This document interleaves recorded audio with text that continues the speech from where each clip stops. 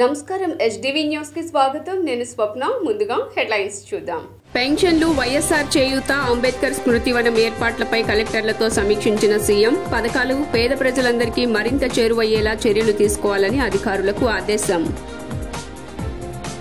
44వ డివిజన్లో రోడ్ల నిర్మాణ పనులకు శంకుస్థాపన చేసిన ఎమ్మెల్యే వెల్లంపల్లి శ్రీనివాస్ జగనన్న హయాంలో శంకుస్థాపన చేయటమే కాదని ప్రారంభోత్సవాలు కూడా తామే చేస్తున్నామని వెల్లడి మంత్రి జోగి రమేష్ ఇంటిని ముట్టడించిన అంగన్వాడీల సమస్యల పరిష్కారానికి ప్రభుత్వం చర్యలు తీసుకుంటుందని స్పష్టీకరణ సమస్యలు పరిష్కరించాలని డిమాండ్ చేస్తూ ర్యాలీ నిర్వహించిన భవన నిర్మాణ కార్మికుల సంక్షేమ బోర్డును తక్షణమే పనిచేసే విధంగా చర్యలు తీసుకోవాలని డిమాండ్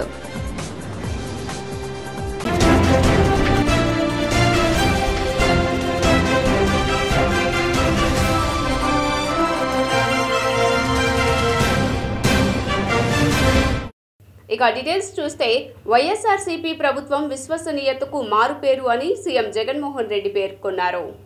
తాడేపల్లిలోని తన క్యాంపు కార్యాలయంలో వీడియో కాన్ఫరెన్స్ లో కలెక్టర్లతో సమావేశమయ్యారు. పెన్షన్, ఆసరా, చేయూత పథకాలపై అధికారులతో సీఎం సమీక్ష జరిపారు. అంబేద్కర్ విగ్రహం ప్రారంభోత్సవం తదితర కార్యక్రమాలపై కలెక్టర్లకు దిశానిర్దేశం చేశారు. జనవరిలో, ఫిబ్రవరిలో మొత్తంగా 4 ప్రధానమైన కార్యక్రమాలు చేస్తున్నామని ఎక్కడా కూడా పొరపాట్లు లేకుండా చూసుకోవాలని సీఎం సూచించారు. ప్రతి కార్యక్రమానికి pre launching, launch, post launch కార్యక్రమాలు ఉంటాయని అవి సక్రమంగా నడిచేలా కలెక్టర్లు షెడ్యూల్ చేసుకోవాలన్నారు. జనవరి నుంచి వైఎస్సార్ పెన్షన్ కానుక 3,000కు పెంచుతామన్నారు. 3,000కు పెన్షన్ పెంచుతూ ఎన్నికల్లో ఇచ్చిన హామీని పూర్తిగా నెరవేరుస్తున్నామన్నారు. జగనన్న హయాంలో శంకుస్థాపనలు చేయటమే కాదని ప్రారంభోత్సవాలు కూడా తామే చేస్తున్నామని మాజీ మంత్రి వెల్లంపల్లి శ్రీనివాసరావు అన్నారు. స్థానిక విద్యాధరపురం 44వ డివిజన్లోని ప్రజా సమస్యలు తెలుసుకుని వాటిని అక్కడికక్కడే పరిష్కరించేందుకు మాజీ మంత్రి పశ్చిమ నియోజకవర్గ శాసనసభ్యులు వెల్లంపల్లి శ్రీనివాసరావు గురువారం నాడు అధికారులు, స్థానిక కార్పొరేటర్ మైలవరపు రత్నకుమారి, దుర్గారావు మరియు పార్టీ నాయకులతో కలిసి క్షేత్రస్థాయిలో డివిజన్లోని ప్రజలను కలుస్తూ పర్యటించారు. అనంతరం 76,40,000 రూపాయల నిధులతో నిర్మించనున్న నూతన సిమెంట్ రోడ్లకు శంకుస్థాపన చేశారు. ఈ సందర్భంగా వెల్లంపల్లి శ్రీనివాసరావు మాట్లాడుతూ అధికారులతో కలిసి కొండ ప్రాంతమంతా పర్యటించడం జరిగిందన్నారు. టీడీపీ హయాంలో కొండ ప్రాంత అభివృద్దిని విస్మరించారన్నారు. మేము వచ్చాకే కొండ ప్రాంత మెట్లను గాని, డ్రైన్స్ గాని, రిటైనింగ్ వాల్ గాని అభివృద్ది చేశామన్నారు. ఇంటింటికి వెళ్తూ ఉంటే అవ్వతాతలు ప్రతి నెల 1వ తేదీన వాళ్లకి పెన్షన్ అందుతుందని హర్షం వ్యక్తం చేస్తున్నారని తెలిపారు. ఇంటర్ రోడ్స్ అలాగే ప్రొవైడింగ్ మనకి కల్వర్ట్ కూడా ఇక్కడ నిర్మించుకోవడం జరిగింది. డ్రైన్లు కూడా నిర్మించుకోవడం జరుగుతుంది. ఎంత వేగవంతంగా, ఎంత త్వరితగతిన అభివృద్ధి అన్నది మనకి జరుగుతుంది అన్నది ఒకసారి మనం గమనించవచ్చు.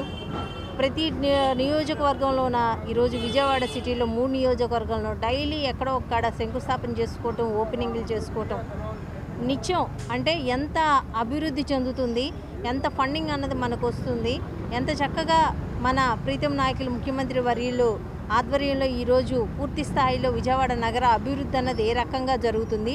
అలాగే విజయనగరం మన ఎమ్మెల్యేలు కూడా, నియోజకవర్గ ఎమ్మెల్యేలు కూడా ఎంత చక్కగా ఈరోజు పనులు చేపిస్తున్నారు. అలాగే కార్పొరేటర్లు వాళ్ళ డివిజన్ని మోడర్న్ డివిజన్ చేసుకునే విధంగా ఈరోజు కొండ ప్రాంతాలే కానీ, దిగువ ప్రాంతాలే కానీ, సీసీ రోడ్లు కానీ, బీటీ రోడ్లు కానీ, కల్వర్ట్లు కానీ, అలాగే వాటర్ ట్యాంకులు కానీ, మంచినీటి పైప్ లైన్లు కానీ ఏ రకంగా అభివృద్ధిలోకి తీసుకెళ్తున్నారన్నది ఒకసారి గమనించవచ్చు. గత 5 ఏళ్ల కాలంలో ఈ అభివృద్ధి ఎందుకు జరగలేదు, ఇదే ఫండింగ్ ఎటుదారి మళ్ళింది అన్నది కూడా ఈరోజు ఇంత అభివృద్ధి చెందుతుంది. కాబట్టి ఇక్కడ ఉన్న 44వ డివిజన్లో పలు అభివృద్ధి కార్యక్రమాలు శంకుస్థాపనలు ఉన్నాయి. ఆల్రెడీ వర్కులు కూడా కొన్ని జరుగుతున్నాయి. కొద్ది రోజులు మళ్ళీ ప్రారంభోత్సవం కూడా చేయబోతున్నాం. సుమారుగా దాదాపు 76 లక్షలు పెట్టి ఈ రోడ్లన్నీ కూడా సిమెంట్ రోడ్లని శంకుస్థాపన కార్యక్రమం చేపట్టాం. 2 మంత్స్లో ఇవన్నీ కూడా చేసేస్తాం. అదేవిధంగా ఇక్కడున్న భారత్ గ్యాస్ కంపెనీ అని చెప్పని ఇళ్ల మధ్యలో ఉందని చెప్పని అందరూ కూడా కంప్లైంట్స్ ఇవ్వడం జరుగుతుంది. దాన్ని కొంచెం భద్రత ఇబ్బందిగా ఉందని చెప్పని కూడా చెప్పడం జరుగుతుంది. దాని మీద కూడా అధికారులు తగు చర్యలు తీసుకుని కూడా చెప్పడం జరిగింది. అదేవిధంగా కొంత ఆర్టీసీ సైట్కి అనుకుని డ్రైన్ ఒకటి కొంచెం ఇష్యూస్ వచ్చాయి, మాకు దృష్టికి రావడం జరిగింది. వాటిని కూడా సార్ట్అవుట్ చేయడానికి ఆర్టీసీ అధికారులతో కూర్చోబెట్టి సమానం చేద్దామని చెప్తున్నాం. ఎందుకంటే ఈ 44 డివిజన్ చూసుకుంటే కనుక అభివృద్ధిలో సర్వేగంగా ముందుకెళ్తుంది. శంకుస్థాపనలే కాదు, ఇందాక మా మేయర్ గారు చెప్పిన ప్రకారం శంకుస్థాపనలు కాదు, శంకుస్థాపనలు మేమే చేస్తాము, ప్రారంభోత్సవాలు మేమే చేస్తాం. అంటే చంద్రబాబు లాగా ఏదో శిలాపలక వేసి వెళ్ళిపోయే పరిస్థితి కాదు. మీరు చూసుకుంటే కనుక ఇదే డివిజన్లో స్టేడియం ఉంది. అంగన్వాడీలు మంత్రి జోగి రమేష్ ఇంటిని ముట్టడించారు. అంగన్వాడీల సమస్యలు పరిష్కరించాలని ఎన్టీఆర్ జిల్లా ఇబ్రహీంపట్నంలోని రాష్ట గృహ నిర్మాణ శాఖ మంత్రి జోగి రమేష్ ఇంటిని అంగన్వాడీ కార్యకర్తలు ముట్టడించారు. కనీస వేతనం 26,000 ఇవ్వాలని, గ్రాట్యుటీ ఇవ్వాలని, ప్రభుత్వ ఉద్యోగులుగా గుర్తించాలని, అంగన్వాడీలపై పనిభారం తగ్గించాలని డిమాండ్ చేశారు. మంత్రి జోగి రమేష్ బయటకు రావాలని నినాదాలు చేశారు. మంత్రి ఇంటి ముట్టడి నేపథ్యంలో పోలీసులు భారీగా మోహరించారు. అంతకుముందు రింగ్ సెంటర్ నుంచి ఫెర్రీ రోడ్లోని మంత్రి ఇంటికి ర్యాలీగా చేరుకున్నారు. సిఐటియు ఎన్టీఆర్ జిల్లా ప్రధాన కార్యదర్శి ఎన్సీహెచ్ శ్రీనివాస్, సిఐటియు ఇబ్రహీంపట్నం మైలవరం మండల కార్యదర్శులు ఎం మహేష్, సిహెచ్ సుధాకర్ తదితరులు నాయకత్వం వహించారు. సమస్యలు పరిష్కరించాలని నేటితో 17వ రోజు అంగన్వాడీలు రాష్ట్ర వ్యాప్తంగా కూడా సమ్మెలో పాల్గొంటున్నారు. అంగన్వాడీలకి కనీస వేతనం 26,000 రూపాయలు ఇవ్వాలి, గ్రాడ్యుటీ అమలు చేయాలి, మినీ వర్కర్లందరినీ మెయిన్ వర్కర్లుగా తీసుకోవాలి అనే డిమాండ్స్తో మేము ఈ 17 రోజులుగా ఈ పోరాటం అనేది చేస్తున్నాము. అయితే ముఖ్యమంత్రి గారు నిన్న ఒక లేఖని రాయటం జరిగింది. ఆ అంగన్వాడీ అక్క చెల్లెమ్మలకి మేము వచ్చిన తర్వాత ఏ ప్రభుత్వము పెంచినంత రీతిలో జీతాలు పెంచి మేము ఇస్తున్నాము, మేము అన్ని బెనిఫిట్స్ మేము అమలు చేస్తున్నాము, మేము ఫోన్లు కొనిపెట్టాము, వాటికి రీఛార్జ్ చేయిస్తున్నాము అని చెప్పి చెప్తున్నారు. తర్వాత సొంత భవనాలు మేము కట్టిస్తున్నాము, అంగన్వాడీ సెంటర్లు బాగా బ్రహ్మాండంగా తయారయ్యే విధంగా మేము చేస్తున్నాము అని చెప్పేసి మన ముఖ్యమంత్రి గారు చెప్పడం జరిగింది. అయితే మేము ముఖ్యమంత్రి గారిని ఒకటే అడుగుతున్నాము, అయ్యా మీరు సొంత భవనాలు కట్టిస్తే అందులో అంగన్వాడీ టీచర్లు వెళ్ళి కాపురాలు ఉండలేదు నాయనా. భవన నిర్మాణ కార్మికుల సమస్యలను పరిష్కరించాలని ఎన్టీఆర్ జిల్లా బిల్డింగ్ వర్కర్స్ యూనియన్ ప్రధాన కార్యదర్శి పిల్లి నరసింహారావు డిమాండ్ చేశారు. భవన నిర్మాణ కార్మికుల సమస్యలను పరిష్కరించాలని డిమాండ్ చేస్తూ విజయవాడ అలంకార్ ధర్నా చౌక్ వద్ద బిల్డింగ్ వర్కర్స్ యూనియన్ సిఐటియు ఆధ్వర్యంలో ధర్నా నిర్వహించారు. ఈ ధర్నాలో ఎన్టీఆర్ జిల్లా బిల్డింగ్ వర్కర్స్ యూనియన్ ప్రధాన కార్యదర్శి పిల్లి నరసింహారావు మాట్లాడుతూ భవన నిర్మాణ కార్మికులు పోరాడి సాధించుకున్న సంక్షేమ బోర్డును రాష్ట ప్రభుత్వం పనిచేయనివ్వకుండా సర్క్యులర్ నెంబర్ 1214ను విడుదల చేసిందన్నారు. బోర్డు నిధులను జీవో 17ను విడుదల చేసి వాడుకుంటుందని, వాటి వల్ల వేలాది మంది కార్మికులు పథకాల కోసం దరఖాస్తు చేసుకుని పరిహారం కోసం పడిగాపులు కాస్తున్నారన్నారు. వేలాది మంది కార్మికులు సంక్షేమ బోర్డులో పేర్లు నమోదు చేసుకుని గుర్తింపు కార్డుల కోసం ఎదురుచూస్తున్నారని తెలిపారు. ఎన్నడూ లేనంతగా ఇసుక, సిమెంటు, కంకర లాంటి నిర్మాణ మెటీరియల్ ధరలు విపరీతంగా పెరిగిపోతున్నాయని, వాటిని ఏమాత్రం పట్టించుకోవటం లేదన్నారు. నా పేరు Pilli Narasimha Rao, building workers union NTR జిల్లా ప్రధాన కార్యదర్శిగా పనిచేస్తున్నాను. ఈ రోజున రాష్ట్రం మొత్తం కూడా అన్ని జిల్లాల్లో కూడా భవన నిర్మాణ కార్మిక సమస్యల మీద మొత్తం 26 జిల్లాల్లో కూడా ఈ ధర్నాలు చేసి కలెక్టర్లకి వినతి పత్రం అనేది ఈ రోజున ఇస్తున్నాం. దీని ప్రధానమైనటువంటి ఉద్దేశం భవన నిర్మాణ కార్మికులు 40 సంవత్సరాలు పోరాడి సాధించుకున్నటువంటి చట్టాన్ని, కేంద్ర చట్టాన్ని ఆంధ్రప్రదేశ్లో ఒక్క రాష్ట్రంలో మొత్తం కూడా భవన నిర్మాణ కార్మికులు ఈ చట్టాన్ని, దీంట్లో ఉన్నటువంటి క్లైమ్స్ని మొత్తం కూడా ఆపేస్తాం అనేది జరిగింది. భారతదేశంలో ఎక్కడా కూడా ఏ రాష్ట్రంలో కూడా ఆపలా. మన రాష్ట్రంలోనే జగన్మోహన్ రెడ్డి గారు వచ్చిన కాడి నుంచి కూడా ఈ చట్టాలన్నింటినీ కూడా ఆపేసి భవన నిర్మాణ కార్మికులకు ఉన్నటువంటి 2700 కోట్ల రూపాయలని ఆయన నవరత్నాలకి దారి మళ్లించి ఈ డబ్బులు తీసుకుని ఇవాళ భవన నిర్మాణ కార్మికులు పొట్టలు కొడతాం అనేది జరిగింది. కానీ ఈయన ఉండగానే దాన్ని సంక్షేమ బోర్డుని పనిచేపియాలి అని చెప్పి ఇవాళ ప్రధానంగా ఈ ధర్నా ఉద్దేశం. ప్రపంచానికి నాయకత్వం వహించే అవకాశం భారత్కే ఉందని టీడీపీ అధినేత చంద్రబాబు అన్నారు. బెంగళూరులో టీడీపీ ఫోరం ఆధ్వర్యంలో జరిగిన కార్యక్రమంలో ప్రసంగిస్తూ టీడీపీ అధినేత చంద్రబాబు పలు సంచలన వ్యాఖ్యలు చేశారు. ప్రపంచానికి నాయకత్వం వహించే అవకాశం భారత్కే ఉందని టీడీపీ అధినేత చంద్రబాబు అన్నారు. 2047 సంవత్సరానికి ప్రపంచంలో భారత్ నెంబర్ 1గా ఉంటుందని తెలిపారు. ఆర్థిక అసమానతలను తగ్గించాలనేదే తన కోరిక అన్నారు. ఏపీని బాగు చేయడానికి తాను సిద్దమని అన్నారు. 100 రోజుల యాక్షన్ ప్లాన్ను సిద్దం చేయాలని తెలిపారు. రానున్న ఎన్నికలు ఎంతో ముఖ్యమో ప్రజలకు వివరించి చెప్పాలన్నారు. ఎన్నికల ప్రచారంలో కూడా మీరు పాల్గొనాలని తెలిపారు. మంగళగిరి ప్రజలు నాలో కసి పెంచారని, తగ్గేదే లేదని చెప్పానని లోకేష్ స్పష్టం చేశారు. మంగళగిరి నియోజకవర్గ విస్తృత స్థాయి సమావేశంలో నారా లోకేష్ ప్రసంగించారు. గతంలో గ్రామానికి తిరిగి చేనేతలు, స్వర్ణకారులు, బీసీలు, దళితులు, ఎస్టీలు, మైనారిటీల సమస్యలను తెలుసుకున్నానని అన్నారు. యువగళం యాత్రలో అనేక సమస్యలు ఉన్నప్పుడు నాకు మంగళగిరి గుర్తుకు వచ్చేదన్నారు. వారు చెప్పే సమస్యలన్నీ తాను మంగళగిరినే తెలుసుకున్నానని తెలిపారు. 2019లో గతంలో టీడీపీ ఎన్నడూ గెలవలేని మంగళగిరి నియోజకవర్గంలో పోటీ చేస్తానని ప్రజలు దయచూపలేదన్నారు. ఆనాడు లోకేష్ ఏమిటో ప్రజలు తెలుసుకోలేకపోయారని అన్నారు. ఓడిన నియోజకవర్గాన్ని వీడలేదని ఆయన తెలిపారు. ఓడినప్పుడు చాలా మంది నన్ను ఎగతాళి చేశారన్నారు. మళ్లీ మంగళగిరి నుంచే పోటీ చేయాలనుకుంటున్నావా అని చంద్రబాబు అడిగారని, మంగళగిరి ప్రజలు నాలో కసి పెంచారని, తగ్గేదే లేదని చెప్పానని లోకేష్ అన్నారు. ప్రముఖ నటుడు డీఎండీకే పార్టీ అధినేత విజయకాంత్ కన్నుమూశారు. తమిళ సినీ పరిశ్రమలో తీవ్ర విషాదం నెలకొంది. ప్రముఖ నటుడు డీఎంకే పార్టీ అధినేత విజయకాంత్ కన్నుమూశారు. కొంతకాలంగా అనారోగ్య కారణాలతో బాధపడుతున్న ఆయన చెన్నైలోని ఆసుపత్రిలో చికిత్స పొందుతూ తుది శ్వాస విడిచారు. ఆయన వయసు 71 సంవత్సరాలు. ఆయన మరణ వార్తతో అభిమానులు, పార్టీ కార్యకర్తలు షాక్కు గురవుతున్నారు. సినీ, రాజకీయ ప్రముఖులు ఆయన మృతి పట్ల ప్రగాఢ సంతాపాన్ని వ్యక్తం చేస్తున్నారు. కుటుంబ సభ్యులకు సానుభూతిని తెలియజేస్తున్నారు. జ్వరం, శ్వాస సంబంధిత సమస్యలు, దగ్గు, ఇతర సమస్యలతో గత నెలలో ఆయన ఆసుపత్రిలో చేరారు. ఆ సమయంలోనే ఆయన చనిపోయారనే వార్తలు వచ్చాయి. అయితే ఆయన కోలుకుని ఆసుపత్రి నుంచి డిశ్చార్జ్ అయ్యారు. అయితే కదలలేని స్థితిలో చాలా బలహీనంగా కనిపించారు. తాజాగా మళ్లీ అనారోగ్య సమస్యలు తలెత్తడంతో మళ్లీ ఆసుపత్రిలో చేర్పించారు. ఆయనకు కరోనా సోకినట్లుగా ఈ ఉదయం వైద్య పరీక్షలో నిర్ధారణ అయింది. బందరు ఓడరేవు నిర్మాణ పనులను మాజీ మంత్రి, స్థానిక ఎమ్మెల్యే పేర్ని నాని పరిశీలించారు. ఈ సందర్భంగా ఆయన మీడియాతో మాట్లాడారు. అక్కడ జరుగుతున్న పనుల గురించి మెగా సంస్థ ఇంజనీరింగ్ అధికారులను అడిగి తెలుసుకున్నారు. పోర్టు నిర్మాణంలో కీలక ఘట్టమైన బెర్తెల నిర్మాణం ప్రారంభమైనట్లు అధికారులు పేర్ని నానికి తెలిపారు. జరుగుతున్న పనులను మాజీ మంత్రి నాని నిశితంగా పరిశీలించి బందరు ఓడరేవు నిర్మాణ పనులను సకాలంలో పూర్తి చేయాలని సూచించినట్లు తెలిపారు. సమగ్ర శిక్షలో పనిచేస్తున్న అన్ని విభాగాల ఉద్యోగులను విద్యాశాఖలో విలీనం చేసి క్రమబద్దీకరించాలని ఆ సంఘ నేతలు డిమాండ్ చేశారు. సమగ్ర శిక్ష అవుట్సోర్సింగ్ సమస్యలను పరిష్కరించాలని కోరుతూ సమగ్ర శిక్ష ఉద్యోగులు చేపట్టిన నిరసనలు కొనసాగుతున్నాయి. విజయవాడ ధర్నా చౌక్ లో గత 9 రోజులుగా ఉద్యోగులు ఆందోళన చేస్తున్నారు. ఈ సందర్భంగా వారు మాట్లాడుతూ సమగ్ర శిక్షలో పనిచేస్తున్న అన్ని విభాగాల ఉద్యోగులను విద్యాశాఖలో విలీనం చేసి క్రమబద్దీకరించాలని డిమాండ్ చేశారు. విద్యాశాఖ కార్యకలాపాలను చక్కబెడుతున్న తమ డిమాండ్లను తీర్చడంలో ప్రభుత్వం నిర్లక్ష్యం వహిస్తోందని ఆగ్రహం వ్యక్తం చేశారు.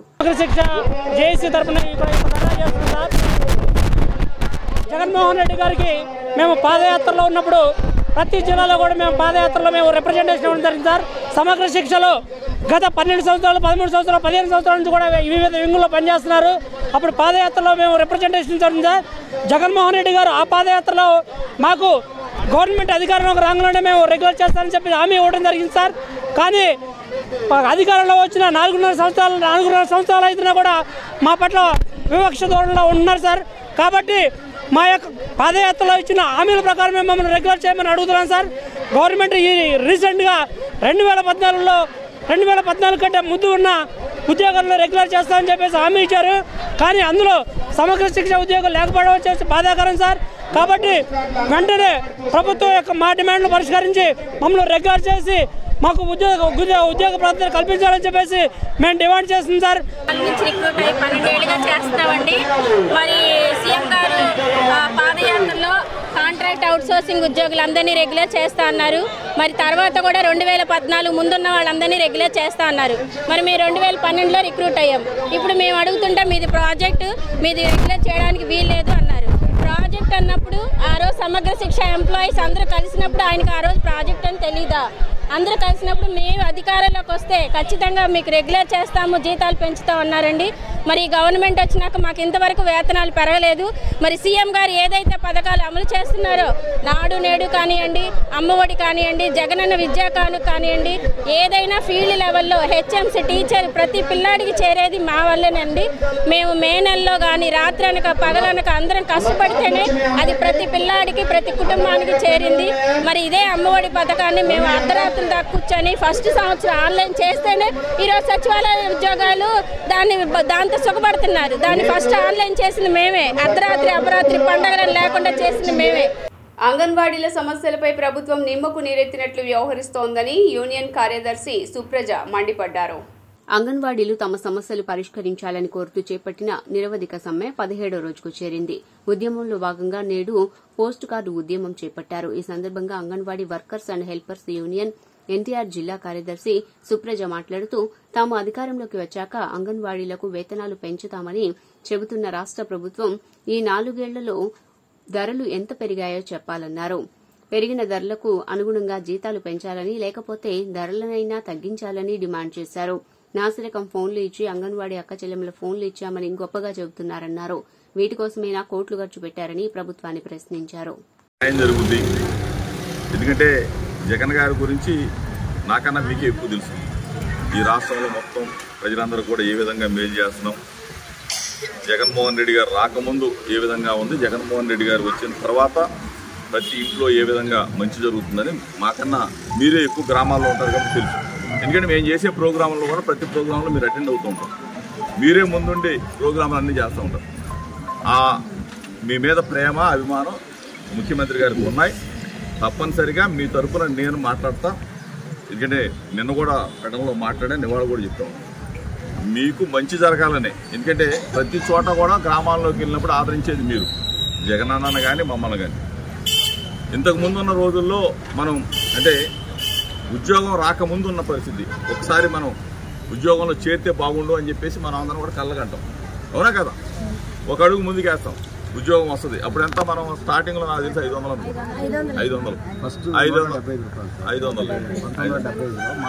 నుంచి అట్లా మనకు కూడా ఏంటంటే రాష్ట్ర ప్రభుత్వానికి కేంద్ర ప్రభుత్వానికి. మత్స్యకారులకు సామాజిక రాజకీయ గుర్తింపు కల్పించిన ప్రభుత్వం వైసీపీ ప్రభుత్వం మాత్రమేనని దేవినేని అవినాష్ అన్నారు.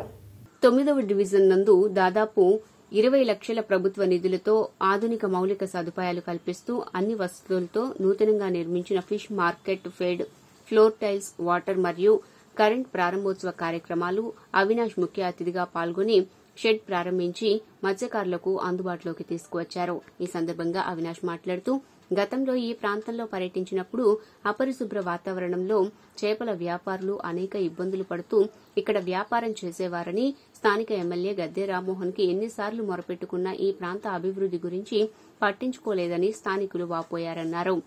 2 నెలల క్రితం గడప గడపకు మన ప్రభుత్వం కార్యక్రమంలో భాగంగా అక్కడ పర్యటించినప్పుడు వారు అక్కడి సమస్యలు మా దృష్టికి తీసుకురాగా వెంటనే కౌన్సిల్లో పెట్టించి 20 లక్షల నిధులు మంజూరు చేయించడం జరిగిందన్నారు. ముఖ్యమంత్రి జగన్మోహన్ రెడ్డి గారు ఒక నాయకత్వంలో ఈరోజు దాన్ని ప్రారంభించుకోవటం గారు జరిగింది.